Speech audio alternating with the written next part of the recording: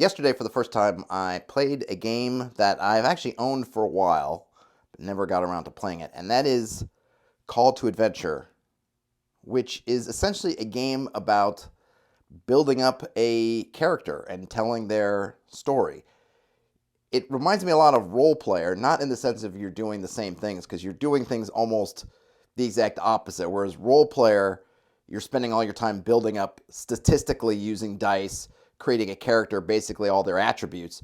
In Call to Adventure, we're really talking about the character's story. And at the end of the play, I thought, wow, this is a great tool for just building out characters, a different way of constructing a backstory, if you will, and thinking about these characters not in terms of their attributes or their classes, but in terms of where they came from, what drives them, and what their final goals and end of life, end of adventuring career goals might be. So let's check it out. So you can see here 3 cards. The first set here, if I put these in order, let me check, are your Origen cards. The second set are your motivation cards. And this third set are your destiny cards. Notice some of these are dark. For example, this motivation is driven to despair, but there are other ones in here.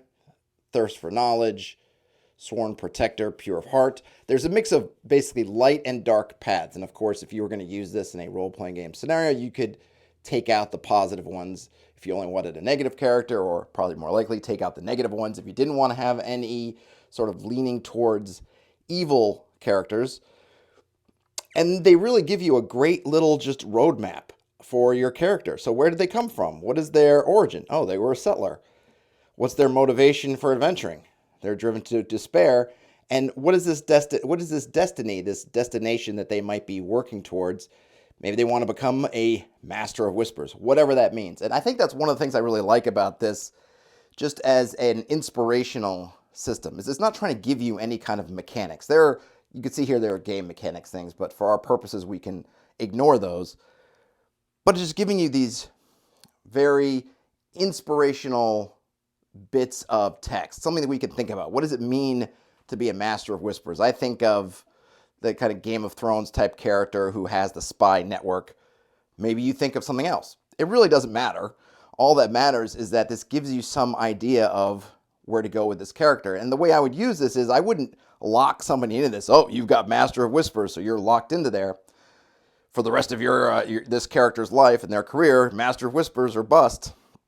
I wouldn't do that. But if I were creating this character, I might start the game saying, yeah, that's what this character thinks they want to be. Now, maybe sometime during this adventure, something happens to them, and that no longer becomes what they want to be. Great. I can swap it out for something else. I could say, yeah, they've changed their mind. Now that they've seen the world, or they've met this character, or something has befallen them, they've had some kind of success, failure, whatever. Yeah, they no longer, Master of Whispers no longer holds an appeal. Now they want to do that. That's great. Whatever happens in the game. But what I do have with this, if I was doing this as a GM running this for a player character, is now they have a direction they can point towards. Because I think that's important in a game, especially for newer players, especially when they're maybe in a different setting, is to be able to give them a direction to go to. Give them something to say, hey, if nothing else comes to mind, if you don't have any great inspiration, you don't have any great idea, here's a direction you can pull towards, with the understanding that you could change at any time.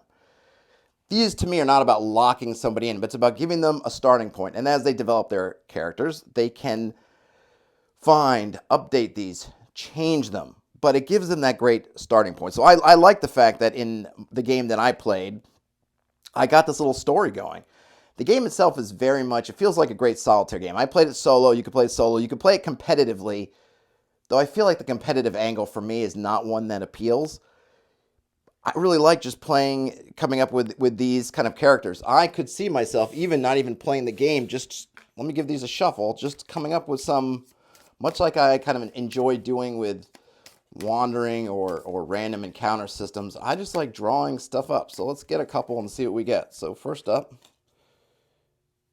we get a farmer. I'm sorry about the glare there from the light, but that is a farmer. So Origen is a farmer. Their motivation is they're born lucky. I like that. And you look, this to me is a great one. I think very underutilized for RPGs. Somebody's just they have a sense of luck or wanderlust. They just want to get out there. No, they're not the half child of a dead god and a demon. They're just somebody who wants to get out there, and maybe luck has been with them so far. And then their destiny, dark one, is to become a force of darkness. Automatically there, in a few seconds, we've rolled out a fun character. We're not worrying about mechanics. There's nothing attached to any of these. I think if you wanted to, or you had mechanics, you could. I could see if you're in a system where you want to allow folks to use their backgrounds and things to help on checks, skill checks, whatever, you could easily look at someone with a farming background and say, great, you have some knowledge of flora and fauna, and maybe you can detect things in the wild to eat and whether they're good or not, or know some knowledge of that, or maybe at least if you're in farming communities, you kind of know how things work. If you wanted to give somebody something for Born Lucky, that would be great. Force of Darkness is a kind of a destiny thing, so there's probably wouldn't be a particular benefit attached to it or price other than that it is what it is. You could certainly come up with these. Obviously, you could make your own if you wanted to, or use the ones in the game. There's a lot in the game to use. And these are fairly setting agnostic. There are expansions for the game, I believe, that go into more IP that are attached to some IPs. But you get, I don't know, what is there? 1, 2, 3, 4, 5, 6, 7, 8, 9, 10, 11, 12, 13, 14, 15, 16. There might be a couple that are out there. So you get a nice handful to use of these, and I believe there are equal numbers of the motivations and probably equal numbers of the destinies. There's nice artwork on them. Because they're agnostic, they're going to fit in pretty much any setting that you might have. Nobles, outlanders, squires, beggars, acolytes, pickpockets, sailors. You can, of course, take these and drill down. I think that's what's great about having these as a character building part of your session 0 or session 0.5.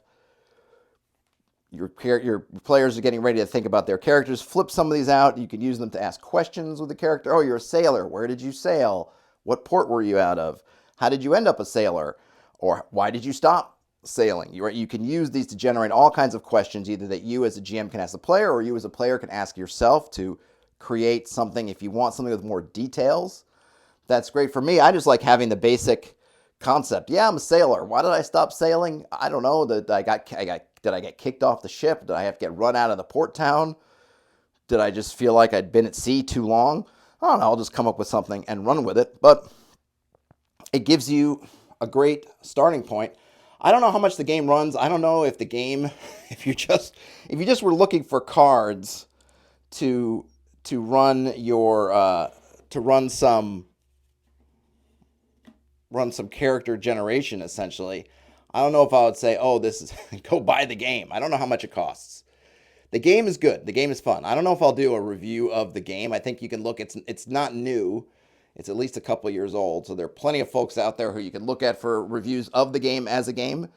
To me, I think I could see myself playing this as a sort of a relaxing RPG-themed solitaire experience. It also has some nice, I'll just show these because they're just kind of cool. You get some nice plastic runes. And in the game, these runes all have different meanings. You could do them, but they're kind of nice. Something different from dice. I think if you had this game and you're playing, especially if you're playing in person, I could see repurposing these runes also. Maybe I'll try to think of some things to do with these runes. The runes, these symbols, if you're looking here, these do pertain somewhat to attributes.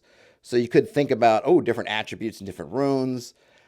There's a lot of kind of neat little things they do with them in the game, and they're just nice, different tactile tools that you can add to your toolbox. But if you have the game and you've just been playing it and you haven't used these cards, I would say pull them out, give them a look. If you love board games, and this is a fun little game, and the added benefit is you can leverage it for your role playing, then that's another big benefit. I don't think it's an expensive game, but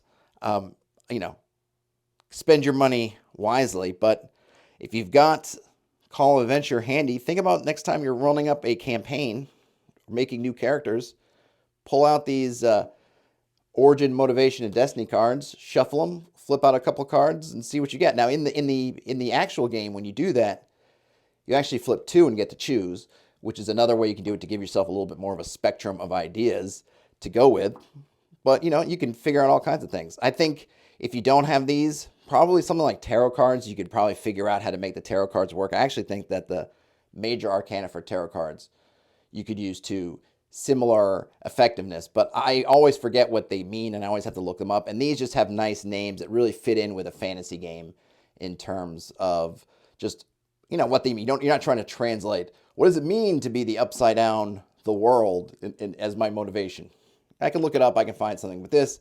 Oh, thirst for knowledge. Easy peasy. But that's it. That's Call to Adventure.